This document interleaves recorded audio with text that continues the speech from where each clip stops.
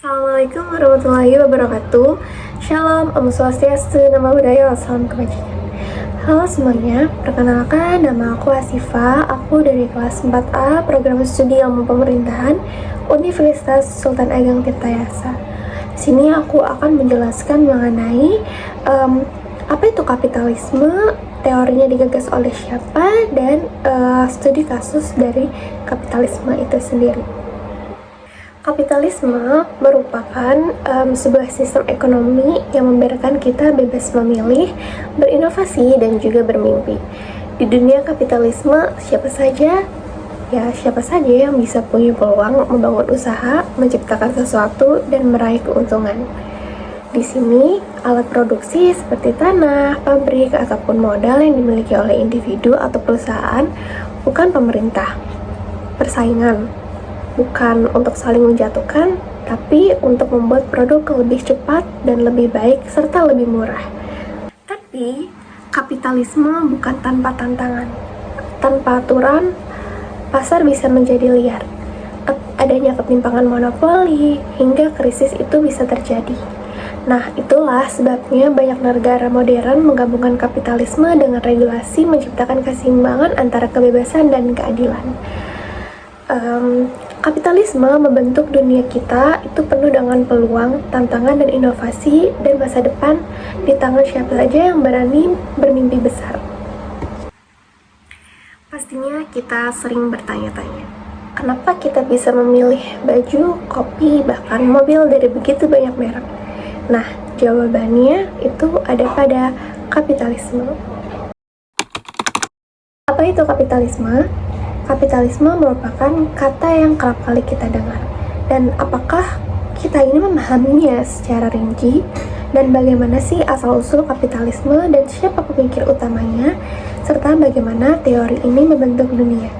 Nah, dalam video kali ini aku akan bahas mengenai kapitalisme secara lengkap, mulai dari teori hingga studi kasusnya. Teori kapitalisme itu digagas oleh Adam Smith yang dimana ia merupakan salah satu tokoh penting dalam teori ini.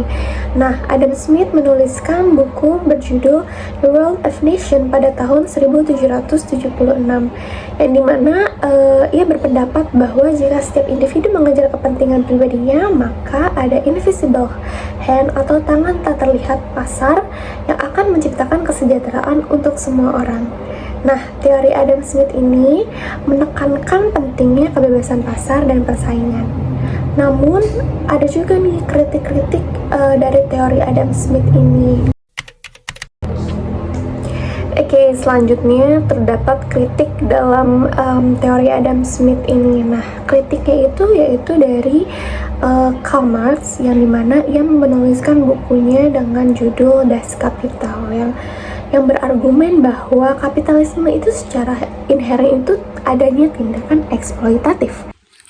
Dan juga menurut Karl Marx itu kapitalis itu mendapatkan keuntungan dengan mengeksploitasi tenaga kerja, menciptakan ketimpangan kelas, dan akhirnya itu menciptakan krisis sosial. Adam Smith dalam bukunya itu The Wealth of Nations juga menjelaskan mengenai tentang adanya invisible hand atau tangan tak terlihat, yang dimana Adam Smith itu percaya bahwa jika individu mengejar kepentingan pribadinya dalam pasar bebas tanpa perlu banyak campur tangan pemerintah, maka secara tidak langsung mereka itu akan memajukan kepentingan masyarakat secara keseluruhan. Kita ambil contohnya yaitu seorang tukang roti yang membuat roti enak tuh bukan karena ia tuh ingin masyarakatnya kenyang, tetapi karena ia ingin mendapatkan keuntungan tentunya. Nah, tapi hasil akhirnya ini masyarakatnya akan mendapatkan roti. Nah, Adam Smith juga membagi pembagian pekerjaan yang dimana dalam hal ini itu untuk meningkatkan produktivitas. Adam Smith itu menekankan pentingnya spesialis kerja. Jika setiap orang itu fokus pada tahap produksi tertentu, akan adanya peningkatan efisiensi yang sangat besar. Selanjutnya terdapat pasar bebas. Adam Smith menolak sistem monopoli dan sistem ekonomi merkantilisme yang dikendalikan oleh negara. Ia mendorong perdagangan bebas yang dimana harga dan produksi itu diatur oleh mekanisme permintaan dan penawaran, serta adanya kebebasan individu dan kepemilikan pribadi. Kapitalisme menurut Smith itu mengandalkan hak atas kepemilikan pribadi yang dimana individu itu bebas mengelola kekayaannya untuk menghasilkan nilai tambah. Nah, selanjutnya dalam teorinya Adam Smith mengenai kapitalisme itu terdapat adanya kritik dari Karl Marx yang dimana ia menyantumkan kritiknya dalam karyanya, yaitu berupa judulnya adalah Das Kapital pada tahun 1867, yang dimana ia memberikan kritik terhadap kapitalisme. Jadi poin-poin utamanya itu adalah adanya eksploitasi kelas pekerja atau proletariat. Nah, menurut Marx, kapitalisme itu dapat mengeksploitasi para buruh. Kaum kapitalisme itu atau pemilik modal itu dapat mengambil nilai lebih atau surplus value dari tenaga kerja buruh untuk keuntungan mereka sendiri, yang dimana sementara buruh itu hanya menerima upah minimum untuk bertahan hidup. Nah, dalam kapitalisme, buruh itu menjadi terasing dari hasil kerjanya. Mereka tidak lagi memiliki hubungan emosional dengan apa yang mereka ciptakan karena semua itu sudah diserahkan demi keuntungan pemilik modal. Akhirnya adanya krisis ekonomi yang terus berulang. Dan Marx itu melihat bahwa kapitalisme itu rentan menciptakan siklus krisis yang dimana produksi barang itu berlebihan itu dibanding daya beli masyarakat, yang akhirnya menyebabkan resesi, pengangguran, dan juga tidak kestabilan sosial. Selanjutnya akan adanya kesenjangan sosial. Seiring berjalannya waktu, kapitalisme itu akan melebar dan adanya jurang antara kaya dan miskin. Nah, akumulasi modal akan makin terkonsentrasi di tangan segelintir orang saja. Akhirnya Marx itu meramalkan bahwa ketidakadilan kapitalisme ini akan memunculkan revolusi proletariat. Buruh yang semakin menderita akhirnya akan menggulingkan sistem kapitalis dan membangun masyarakat komunis tanpa kelas.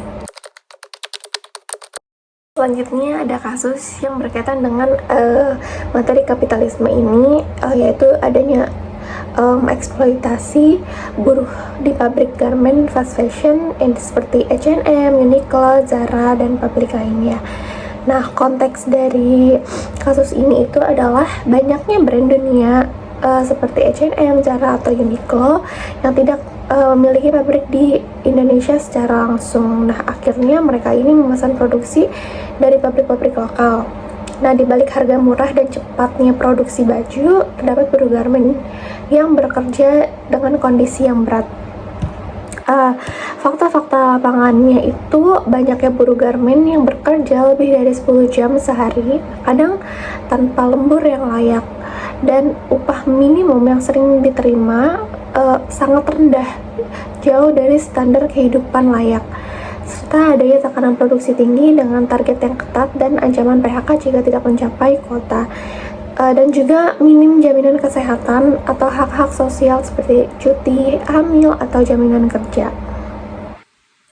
Jika dianalisiskan dengan teorinya Marx, yang dimana adanya eksploitasi tenaga kerja, perusahaan asing ini mengambil nilai lebih atau surplus value dari kerja buruh lokal. Baju produksi yang dijual murah, nah akhirnya dijual mahal di luar negeri. Buruh ini hanya mendapatkan upah sekedarnya meskipun nilai kerja mereka tuh jauh lebih tinggi.